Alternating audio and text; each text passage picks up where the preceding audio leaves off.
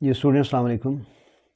आज हम statistics part 1 के हवाले से जिस टॉपिक पे बात करने जा रहे हैं वो है रिग्रेशन एंड कोरिलेशन। ये वाला चैप्टर आगे कई लेक्चर पर मुहित होगा।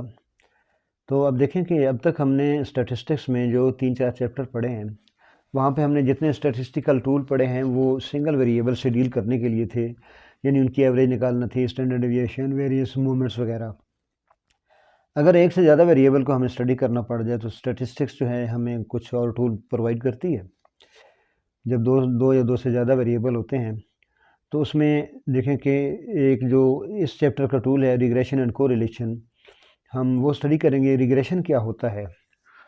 तो रिग्रेशन एक्चुअली दो वेरिएबल्स के दरमियान डिपेंडेंस होती है। एक वेरिएबल इंडिपेंडेंट होता है और दूसरा वेरिएबल डिपेंडेंट होता है, और जो डिपेंडेंट वेरिएबल होता है उसकी जो वैल्यू कैलकुलेट करनी होती है on the basis of independent variable, यानी वो एक रिलेशनशिप है इंडिपेंडेंट और डिपेंडेंट वेरिएबल का, ये रिग्रेशन होता है। जबकि कोरिलेशन जो है वो एक हमें सर्टेंथ बताता है, म्यूचुअल रिलेशनशिप उन वेरिएबल्स के दरमियान में। तो आगे चल के हम देखते हैं एक प्रैक्टिकली इनके बेसिक कॉन्सेप्ट्स क्या हैं। तो चलते हैं नेक्स्ट पेज पर। जी स्टूडेंट्स, तो अब हम देखते हैं रिग्रेशन को। हम एक एग्जांपल से स्टार्ट लेते हैं। एग्जांपल हम बिजली के बिल की ले लेते हैं ताकि घर से एग्जांपल लें, आपको समझना आसान हो। बिजली का जो हमारा बिल आता है उसको अगर हम 20 से ज़ाहिर करें, और बिजली का बिल जो है वो किस पे डिपेंड कर रहा होता है, जितने यूनिट हम बिजली के कंज्यूम करते हैं उसको अगर हम यू से नंबर ऑफ़ यूनिट्स को शो कर लें तो यहाँ पे हम एक टेबल बनाएंगे।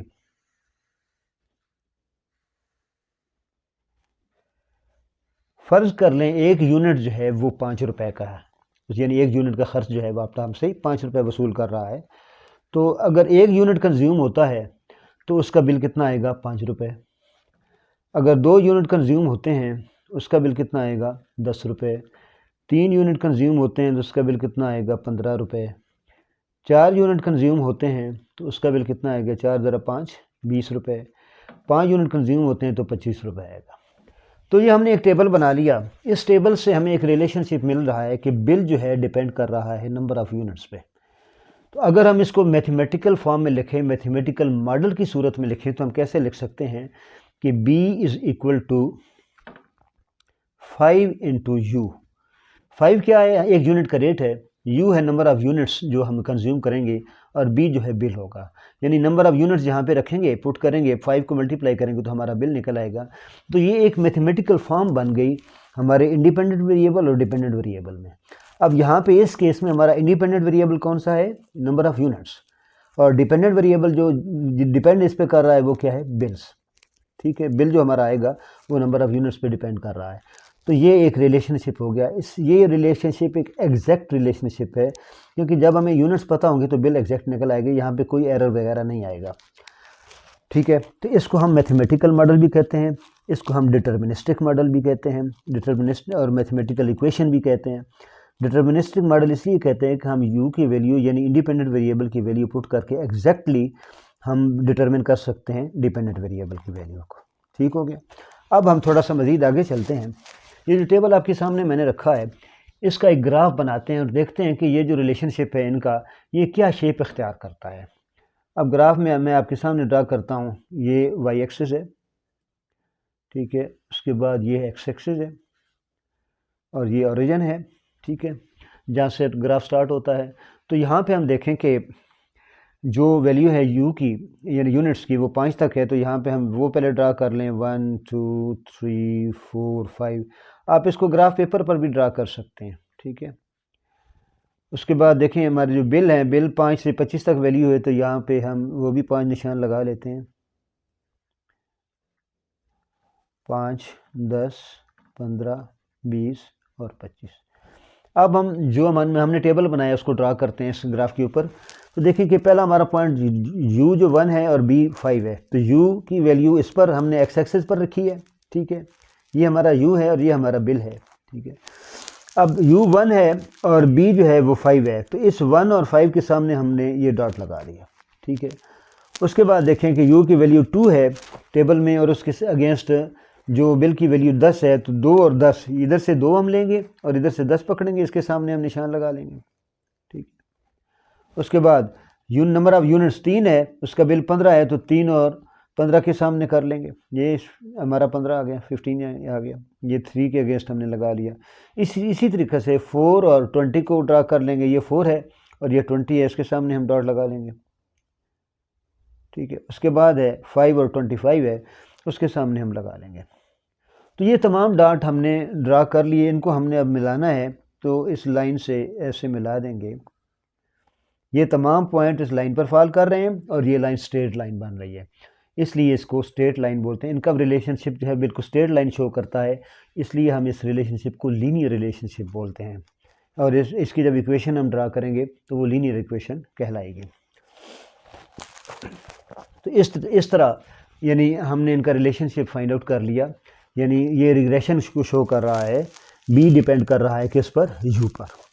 अब इसकी थोड़ी सी आगे एक फर्दर रिफाइन फॉर्म देखते हैं कि यहाँ पे इस केस में तो सिंपल हमने यूनिट्स और बिल ले लिया। अगर वापडा वाले मीटर पर एक रेंट लगा देते हैं फिक्स, चाहे कोई एक यूनिट जलाए या ना जलाए, फॉर एग्जांपल वो 20 रुपीज़ वो मीटर पर रेंट लगा देते हैं, तो अब ज़रा टेबल की कैसे सूरत हाल बनेगी। दोबारा से टेबल बनाते हैं आपके सामने। अब ज़हन में रखना है कि आपने 20 रुपीज़ जो है वो मीटर रेंट है, वो हर सूरत में हर आदमी ने देना है।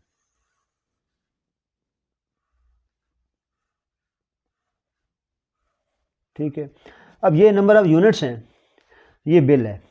अगर 0 यूनिट भी कंज्यूम होते हैं तो बिल 20 आएगा, क्योंकि ये 20 क्या है, मीटर रेंट है। और अगर 1 यूनिट कंज्यूम होता है तो 1 यूनिट की बिजली की कीमत 5 रुपये और 20 रुपये रेंट है, 20 और 5 25। 2 यूनिट कंज्यूम होते हैं, बिजली की कीमत 2 × 5 10 रुपये, 20 रुपये मीटर रेंट है, 10 और 20 30 बन गया। अगर 3 यूनिट कंज्यूम होते हैं तो 3 × 5 15 रुपये बिजली के, 20 रुपये उसके मीटर के, 20 और 15 कितने हो गए आपके पास, 35। 4 यूनिट कंज्यूम होते हैं तो 20 रुपये बिजली के बन गए और 20 रुपये मीटर के, 40 बन गया। 5 यूनिट कंज्यूम होते हैं तो 25 रुपये बिजली के, 20 रुपये मीटर के, 25 और 20 45। अब टेबल ने ये सूरत इख्तियार कर ली है। तो अब इसका ग्राफ ड्रा करते हैं फिर से आपके सामने। ये एक्स एक्सिस है, ये वाई एक्सिस है, यहाँ पे हमने यूनिट्स लिखने हैं, यहाँ पे हमने बिल लिखना है। ठीक है, तो यूनिट्स हमारे 5 तक हैं, 1 2 3 4 5। जो हमने क्वेश्चन में नंबर ऑफ़ यूनिट्स लिए हैं वो 5 यूनिट तक हैं, और जो बी की वैल्यू है वो 20 से लेकर 45 तक, यानी बल्कि यहाँ पे 0 भी है, 0 यूनिट्स यहाँ पे शो करेंगे ऑरिजिन पे, ये 1 2 3 4 5। और अब यहाँ पे 20 अब कहाँ पे लिखेंगे, देखें 0 के अगेंस्ट वाई एक्सिस पे 20 पे हमने जाना है। ये 0 के अगेंस्ट वाई एक्स पहले यहाँ पे ड्रा करें, 20 25, उसके बाद 30 35, फिर 40 और इसके ऊपर फिर 45। वो अभी जगह नहीं है, जगह थोड़ी है, तो आप एज्यूम कर लें इसको। तो देखिए कि 0 के अगेंस्ट 20, तो 0 के अगेंस्ट 20 पहला डॉट हमारा यहाँ पे आएगा। ठीक है, अब ये जो फासला है, ये जो डिस्टेंस है, इसको बाद में देखते हैं किसे क्या कहते हैं। दूसरा डॉट क्या है, 1 के अगेंस्ट 25, ये 1 है और ये 25 है, वो यहाँ पे आएगा। तीसरा है 2 के अगेंस्ट 30, 2 के अगेंस्ट 30 वो यहाँ पे आएगा। फिर 3 के अगेंस्ट 35, ये 3 के अगेंस्ट 35 यहाँ पे आएगा। 4 के अगेंस्ट 40 वो यहाँ पे आएगा, और इसी तरीके से 5 के अगेंस्ट जो आएगा वो आगे इसी सीध में आ जाएगा। अब ये लाइन हमारी ड्रा हो गई। ठीक है, अब इस लाइन में और ऊपर वाली लाइन में फ़र्क क्या है कि ऊपर वाली लाइन ऑरिजिन में से गुजर रही थी, ये लाइन ऑरिजिन में से नहीं गुजर रही है। एक ऊपर पॉइंट है 20, यानी ये 20 शो कर रहा है जो हमारा कांस्टेंट है, यानी मीटर का जो रेंट है। ये जो डिस्टेंस है इसको हम ए से ज़ाहिर करते हैं और स्टैटिस्टिक्स में से इंटरसेप्ट बोलते हैं। ठीक है, 2 कंसेप्ट आज हम देखेंगे, इंटरसेप्ट और स्लोप। अब स्लोप की जब बारी आती है, जो मैंने अभी आपके सामने नाम लिखा है, तो स्लोप एक्चुअली होता क्या है, उसका कॉन्सेप्ट ये होता है कि इंडिपेंडेंट वेरिएबल में अगर हम 1 यूनिट का इजाफा करें तो डिपेंडेंट वेरिएबल में कितनी तब्दीली आती है उसे हम स्लोप कहते हैं, और उसे बी से ज़ाहिर करते हैं। अब ये ऊपर वाले ग्राफ में चल के स्लोप को ज़रा प्रैक्टिकली भी देखते हैं। अब एक पॉइंट यहाँ से पकड़ लें, फॉर एग्जांपल ये है, इसको आप मिला लें नीचे इस बेस के साथ, यानी एक्स एक्सिस के साथ। तो ये जो डिस्टेंस है ये कितना है, अगर हम गौर से देखें तो ये डिस्टेंस 15 बनता है, यहाँ से यहाँ तक 15। ठीक है, अगर हम ओ पी क्यू का नाम दे दें इसे, ये एक ट्रायंगल बन गया आपके सामने, ये परपेंडिकुलर बन गया, ये बेस बन गई। तो ये परपेंडिकुलर जो पी क्यू है डिवाइडेड बाई ये जो बेस है ओ क्यू, इसकी जो रेशियो है हमारे पास कितनी आएगी, ये हाइट कितनी है 15 है, और ये जो है बेस कितनी है 1 2 3 3 है, तो इसको डिवाइड करने से हमारे पास 5 आ गया। तो 5 जो है एक्चुअली ये हमारा स्लोप कहलाता है, यानी 1 यूनिट बढ़ाने से हमारे बिल में 5 रुपये का इजाफा होता है। अगर आप टेबल में देखें तो यही शो हो रहा है 1 यूनिट यहाँ से बढ़ाया तो 5 से 10 रुपये हो गए, 1 यूनिट यहाँ से बढ़ाया तो 10 से 15 रुपये, तो 5 का फ़र्क आ रहा है।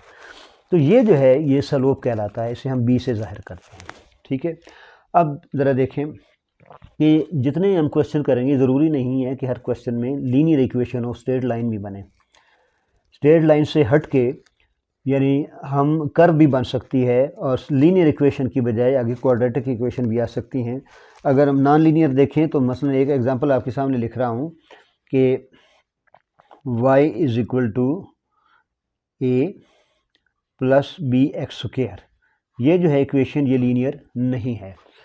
अच्छा, अब चलते हैं दोबारा इस एग्जांपल पर जो हमने सेकंड वाला टेबल बनाया था कि इसकी इक्वेशन कैसे बनेगी। ऊपर जो हमने ये देखा था कि ये इक्वेशन पहले टेबल की बन गई थी b is equal to 5u, यानी b एक फंक्शन है किसका, नंबर ऑफ यूनिट्स का। ठीक है, अब यहाँ पे इस टेबल के अंदर क्या होगा, जो हमारा फिक्स्ड है मीटर रेंट है उसको भी शो करना है, और आगे फिर हमने बिल को भी शो करना है। तो अब यहाँ पे हमारा बिल में यानी हमारी इक्वेशन में क्या तब्दीली आएगी कि b इज़ इक्वल टू 20 रुपये जो हमारे मीटर रेंट के हैं प्लस 5 रुपये हमारा रेट है, और नंबर ऑफ़ यूनिट्स यहाँ पे आ जाएंगे। तो अब ये एक इक्वेशन बन गई, ये लीनियर इक्वेशन हमने इस मॉडल के लिए बना ली, जिसमें हमारे पास एक यानी इंटरसेप्ट मौजूद है। अब इसकी जनरल फॉर्म क्या होती है स्टैटिस्टिक्स में कि y is equal to a plus b x. ठीक है, y डिपेंडेंट वेरिएबल है, x इंडिपेंडेंट वेरिएबल है। ठीक है, a आपका इंटरसेप्ट है और b हमारा स्लोप है। हम जो आगे क्वेश्चन करेंगे न्यूमेरिकल, उसमें a और b की वैल्यू पहले फाइंड आउट करेंगे, फिर x की वैल्यू पुट करके y की वैल्यू डिफाइन करेंगे या उसे हम कैलकुलेट करेंगे। तो अगले क्वेश्चन में ये होगा। तो आज हमने एक लीनियर इक्वेशन को देखा एक एग्जाम्पल से, यानी वापडा के बिल को सामने रख के हमने बेसिक कंसेप्ट समझ लिए। अब ये मॉडल जो है मैथमेटिकल मॉडल है, इसे हम डिटर्मिनिस्टिक मॉडल भी कहते हैं, मैथमेटिकल इक्वेशन भी कहते हैं, क्योंकि इसमें एग्जैक्ट नंबर ऑफ यूनिट लिख के आप बिल की कीमत निकाल सकते हैं विदाउट एनी एरर। आगे जो हम स्टैटिस्टिकल मॉडल पढ़ेंगे उसमें एरर इंट्रोड्यूस होगा, वो आगे चल के देखेंगे कि एरर क्या होता है।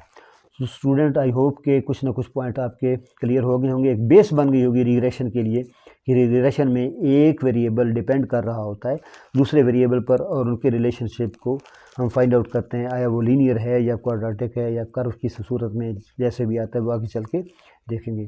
तो thank you very much. Lecture पसंद आए तो दोस्तों से शेयर करें, चैनल को सब्सक्राइब करें ताकि नेक्स्ट वीडियो आप तक पहुँचती रहे। अल्लाह हाफ़िज़।